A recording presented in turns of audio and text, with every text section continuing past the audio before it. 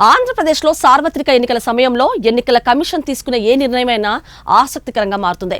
ఇప్పుడు పోలింగ్ ఏజెంట్ల నియామక ప్రక్రియపై ఈసీ కీలక ఆదేశాలు జారీ చేసింది.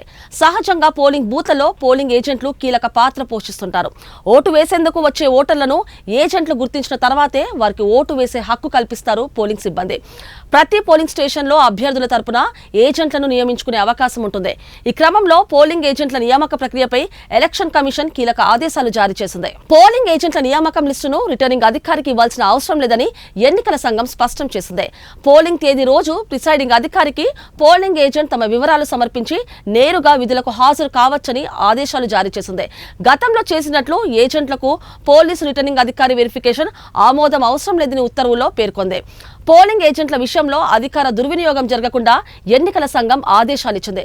పోలీస్ కేసులో ఉన్న ఏజెంట్లుగా పనిచేయొచ్చని పేర్కొంది.